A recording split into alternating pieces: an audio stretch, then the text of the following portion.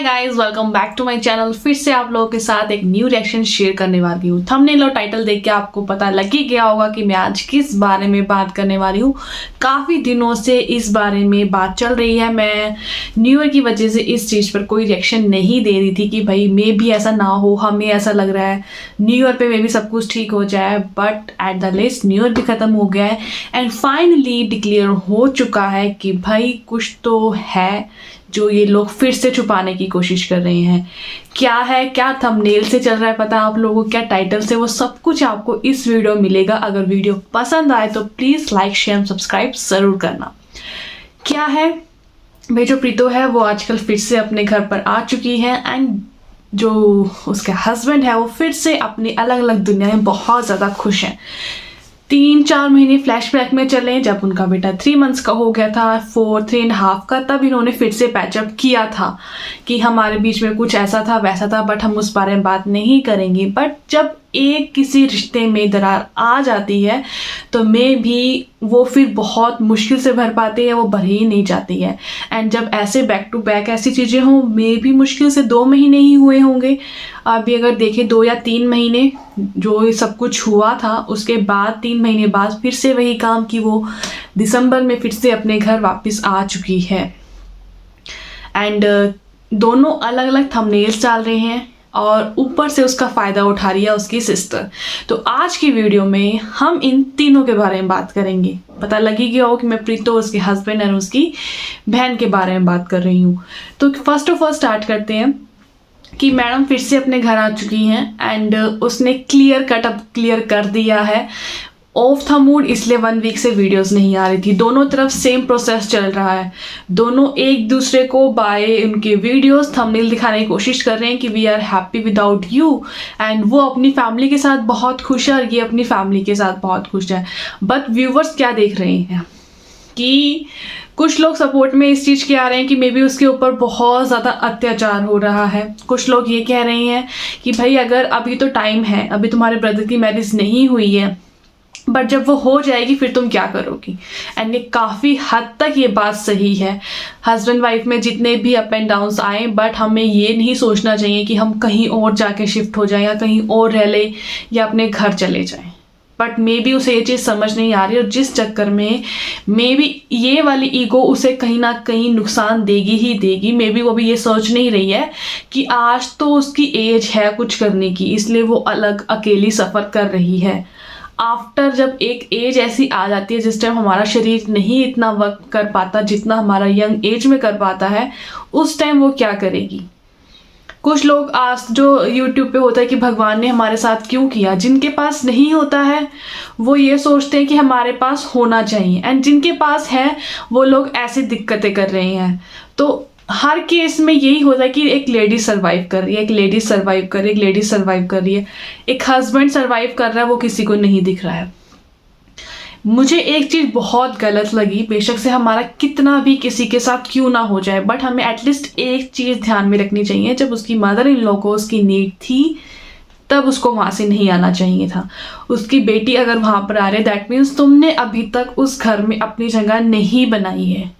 लोग अब ये सोच रहे हैं कि हाँ भाई हमें मतलब कवर अप करने की कोशिश की जा रही है। मैं ये नहीं कहती कि हर चीज़ में एक लेडीज़ ही गलत होती है, एक आदमी भी गलत होता है, दोनों का 50-50 है। बट इन लोगों को अपनी इंसानियत नहीं भूलनी चाहिए। तुम्हारे जितने भी अप एंड डाउन्स हैं, पर जब किसी को हेल्थ के लिए तुम्हारी ज़रूरत है, उस टाइम तुम्हें अपनी ईगो, एटीट्यूड सब कुछ छोड़ के उस टाइम अपने आप को प्रूव करना चाहिए था कि मैं कितनी सही हूँ और तुम कितनी गलत हो। कि तुम अगर उसने ऐसा कुछ हुआ भी है उसके साथ कुछ गलत, हमें नहीं पता, बाय वीडियो हमको जितना पता लग रहा है वो हम बात कर रहे हैं इस वीडियो में, जितना उसकी वीडियो में पता लग रहा है। बट उसने एक चीज़ बहुत गलत कर दी जिस वजह से उसको हर जगह से जिल्लत सहन करनी पड़ रही है। बिकॉज सबको पता है कि उसकी मदर इन लॉ वहाँ पर हॉस्पिटलाइज थी।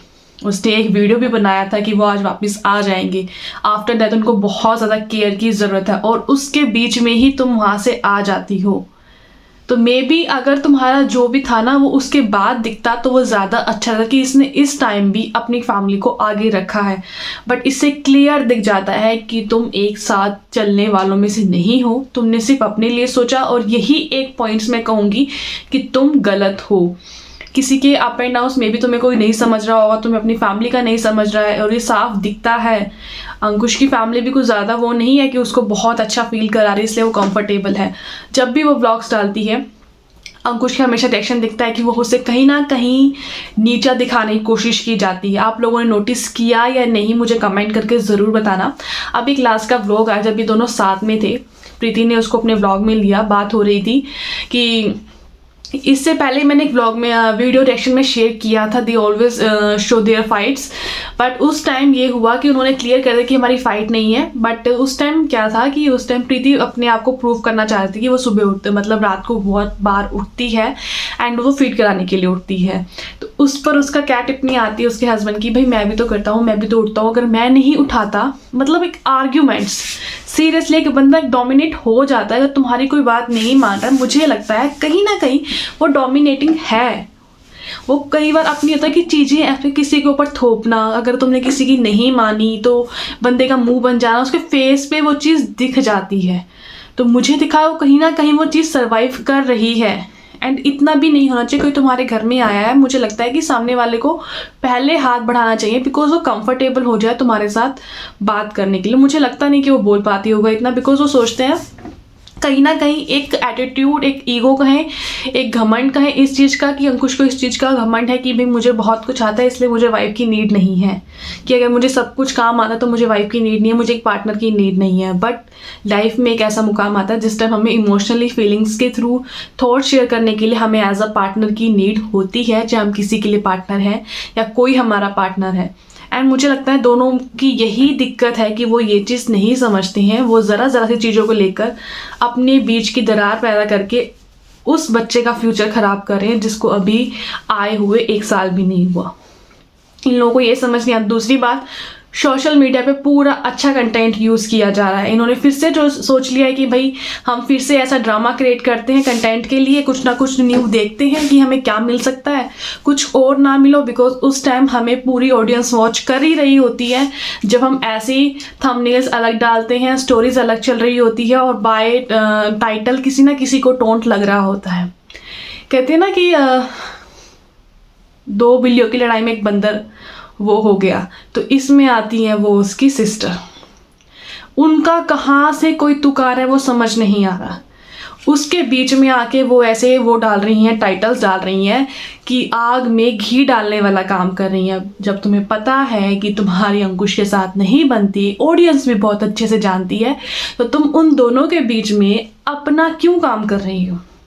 तुमने एक वीडियो में शेयर किया कि भाई सबको लगता है कि मैं उसका घर नहीं बसने दे रही है, ऐसे है वैसे है, वो क्यों मेरी सुन के चलेगी। जब तुमको ये सब पता है कि ऐसा कुछ हो रहा है, फिर तुम क्यों ऐसे टाइटल्स और थंबनेल्स डाल रही हो और फिर तुम ऐसी बातें क्यों कर रही हो। तो कहीं ना कहीं तो गड़बड़ तुम्हारे मन में भी है। तो इतनी इनोसेंट बनने की तो ज़रूरत नहीं है कि तुम उनके बीच में कुछ नहीं कर रही हो। तुम अगर उनके बीच में कुछ नहीं कर रही हो तो तुम उनके बीच में साइड क्यों नहीं हो जाती। अगर तुम्हें लगता है कि इतने सारे लोगों को अगर ऐसा लगता है कि मेरा उनकी वजह से ख़राब हो रहा है और तुम चाहती हो अपनी सिस्टर के लिए वेल विशर बनना, तुम उसके लिए अच्छा सोचती हो, तो कुछ टाइम अलग होकर देखो, मे बी वो सब कुछ सही हो जाए, मे बी वो लोग सब गलत हो जाएं जो तुम्हें गलत बोल रहे हैं। बट नहीं, उसके बीच में तुम्हें अपना कंटेंट बनाना है, उसके बीच में तुम्हें सब कुछ शो करना है कि ऐसा नहीं है वैसा नहीं है।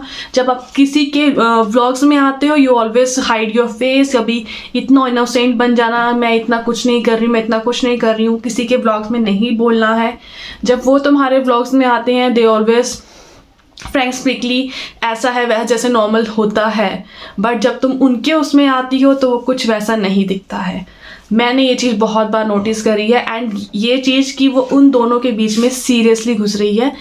मुझे नहीं पता कि वो जानबूझकर घुस रही है, बट मुझे लगता है कि वो जानबूझकर उस चीज़ के बीच में आ रही है बात करने के लिए, जिसका कोई तुक नहीं है और जिसकी वजह से इन लोगों के बीच में काफ़ी ज़्यादा डिफरेंसेस आ रहे हैं।